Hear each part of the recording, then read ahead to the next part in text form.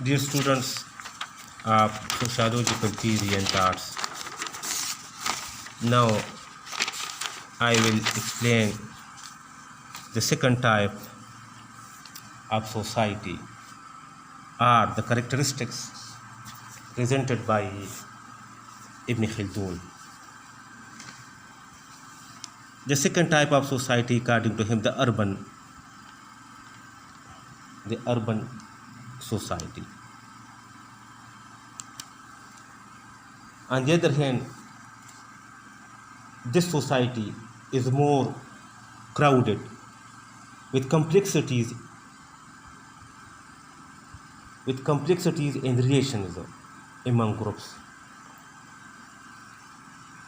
There is not simplicity in such type of society. You will see complexity. Complexity means complex life, totally different from rural life. For example, you will see difference in interaction, languages, culture. This is called complexity and relation among groups. And it is often checked with friction and conflicts. Often you will see conflicts, the increasing number of conflicts in the society. Number two, love for luxury and ease become the common feature of urban life. The people are in search for luxurious life. Further, the bond of unity in such society are weakened, and the people are morally disrupted, and the people are not morally good in such type of environment. Under these circumstances, the people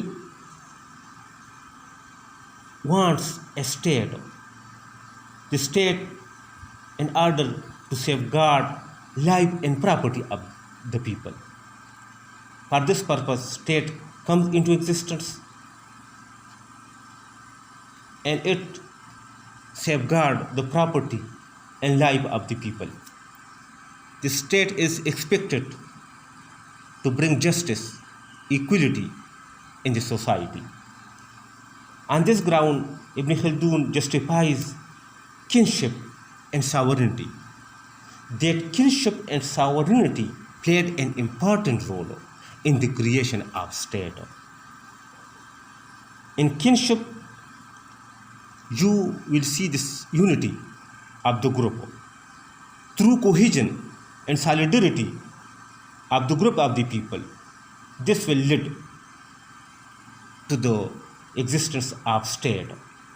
And the state is further, in turn, responsible to safeguard the lives of its group people.